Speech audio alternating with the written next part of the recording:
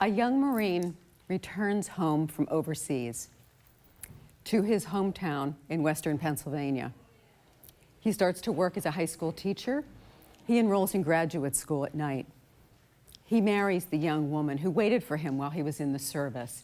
And they buy a small house, and they start to fix it up, and they invite her widowed mother to come and live with them. It is the picture of modest American success. 1 year later, this picture is very dark. The body of his mother-in-law is in the kitchen. The body of his wife is in the living room, both perforated with bullets. The local sheriff handcuffs the young Marine and takes him away. The local newspapers are filled with tributes to the young Marine. Great neighbor, wonderful co-worker, terrific employee, beloved teacher. It doesn't make any sense. After decades of institutionalization, Donald Watkins returns to his hometown in Western Pennsylvania. He is 64 years old. He lives reclusively for about 10 years. And then one day, on his monthly trip into downtown Pittsburgh, where he comes to do errands and banking, he goes into a local deli to get lunch. My mother is in the deli that day. And Donald says to her, "If you come back here next week, I'll buy you lunch." And she does, and he does, and a romance begins. He's 74 and she's 70. 1 year later, they're married. To his credit, Donald told my mother, before they were married, his whole story, what had happened in China, the horrific murders, and the awful institution that he lived in for those many, many years. But my mother was a very smart woman. She waited until after they were married to tell us, her adult children. She knew we were going to have a big reaction, and we did. I had 10 years of getting to know Donald Watkins. He was reserved and elegant and intelligent and a little odd at times. So we really struggled with reconciling that man with that young Marine who committed 2 murders. How could I make sense of this? I knew I was missing big pieces of the picture. I was missing American history. I was missing psychology. I was missing the economics of the situation. But I knew that I had to understand what had happened in China in the 30s and 40s, because that's where he had been. So I started my research by putting 2 little ads in Marine magazines, the Leatherneck and the Marine Gazette. And my little ad said something like, I wanted to learn more about those who served in China pre-World War II, 1936 to 1940. I was hoping that I would meet someone my age, a granddaughter, maybe a niece or a nephew, somebody who had their dad's letters from China or a scrapbook from their uncle. But I was completely unprepared for what actually did happen. The first day that the ads appeared in those magazines, I came home from work and my answering machine was just flashing, flashing, flashing. And it said there were 9 messages, and that was a lot in our house. So I got paper and pencil and I sat down and I'm going to write down the phone numbers. And when I heard the first voice, I couldn't write at all. A strong, firm male voice said, "Miss Cameron, this is Staff Sergeant Clifford Wells. I served Shanghai 1937 to 1940. I arrived on the USS Chamont. I departed 23 March 1940. I may be able to help you." Now I knew that no matter how young he had been in 1937, this was a really old guy. But he sounded like he was saluting as he spoke. This was a United States Marine. The other messages sounded just like that. And I got emails and I got letters. And each one of them, they gave duty, arrival, departure, in specified military language, what their job had been in China as a United States Marine. And then each one of them, there was a part two to each message. The second part of Cliff's message was, I may be able to help you, but I bowl on Mondays and Wednesdays, so best to call me on Friday. Dante said in his letter, I am very happy to help you, but please don't call, I'm extremely deaf. And another man said, I think I can help you, but it'll have to be on Thursdays when my son comes to help me with the mail.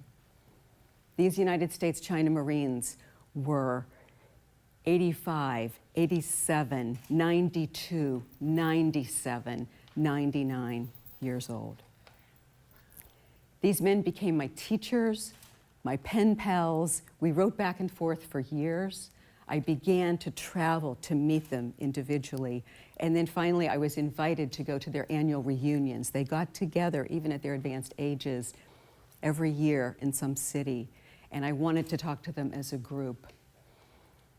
What they told me about was what it was like to be young, far from home, to see death all around them, and to have to kill.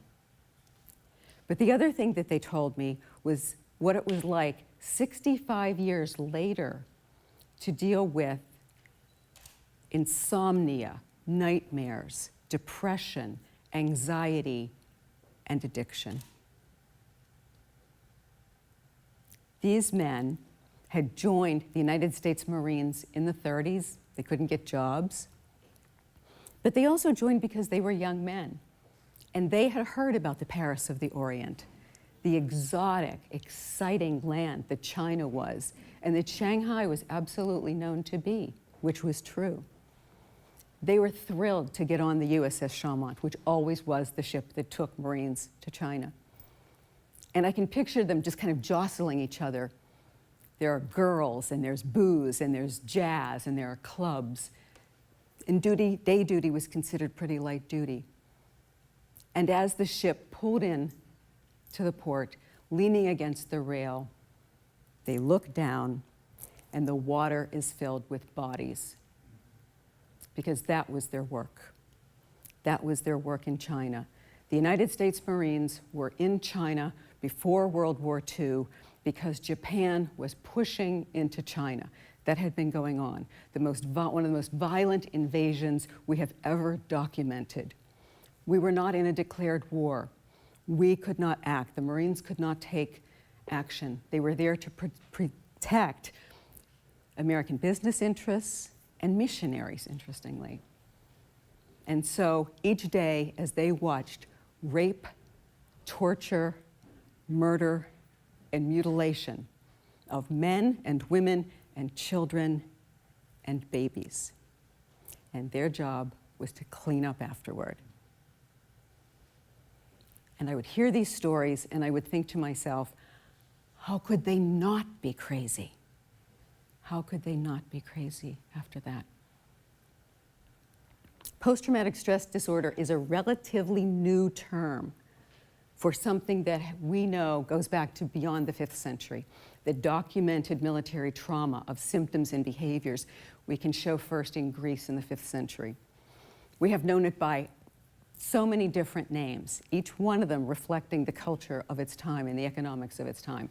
We know shell shock, trench suicide, soldier's heart, railway spine, gross stress reaction. One of the most quaint terms for military trauma is nostalgia, the word nostalgia, because it was believed that it was a softness in the soldier because he kept looking back or longing for home that led to his difficulty. But the saddest and most tragic label that we have ever used for military trauma are the letters LMF, stamped on your paperwork, standing for lacking moral fiber. Because it was believed that if a soldier fainted, failed to shoot, froze, or fled, it was an issue of character, not an illness or a disability. We have had this for such a long time, and each time there is an economic factor. For example, in the First World War, 1917, it is our first step onto European soil in conflict. The United States population is at an all-time high. So in economic terms, supply meets demand. We have enough young men to go, to be at the front, to fight, to be killed, and to be replaced. It's an economic cycle. And so, if a soldier flees, faints, freezes, or won't fight, that's a character problem, and you are court-martialed on the spot. Contrast that with the Second World War. It's the 1940s. Our population is not in the same place. In addition, we're fighting in two places. We're in Europe and we're in Asia.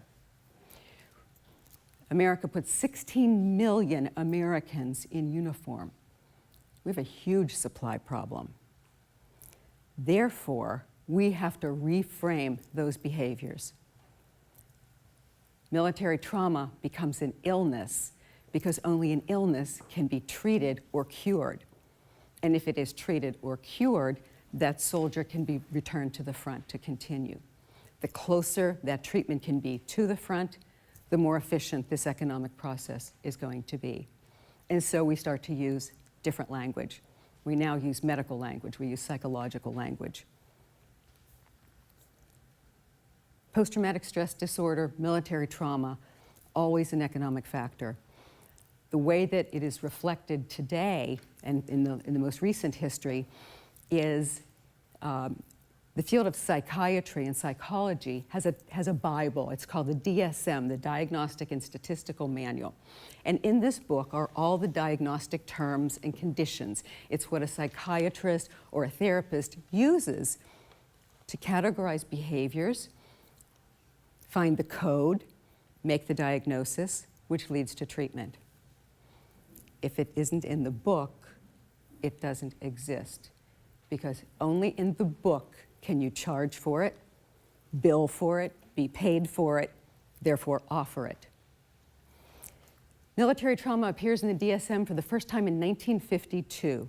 Now watch these dates. 1952, here's the China Marines still struggling. Here are World War II veterans still struggling. Gross stress reaction is in the DSM. So they can be treated, they can receive services. But then it is removed from the DSM. It is taken out. This book is determined by committee. It is revised every number of years. In 1968, military trauma is removed from the DSM.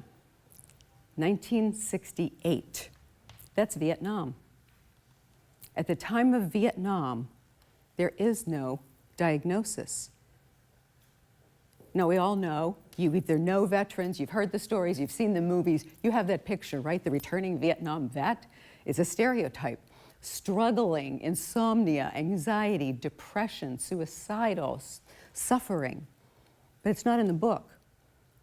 Robert Lifton, who was the chair, the medical chair of the committee, said, if we keep military trauma in the DSM, we will bankrupt the United States government. It was a financial decision. We will bankrupt the United States government.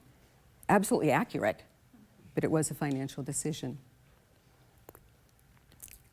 It takes those returning Vietnam vets and those returned Vietnam vets who were indeed struggling and suffering, 10 years of fierce advocacy, demonstration, ceremonies where they turned in their medals, where they got in front of any psychiatric medical professional they could so that they could start to categorize what was going on. It takes until 1980 for that diagnosis to come back into the DSM. First as post-Vietnam syndrome, and then very quickly what we know today, post-traumatic stress disorder, which then, for the benefit of all of us, rapidly generalizes to the rest of the population so that any one of us who has had a traumatic experience, there is a diagnosis in that book. Today, post-traumatic stress disorder is still in the 5th edition of the DSM, but very changed criteria. So it's harder to meet the diagnosis. It's harder to meet those criteria.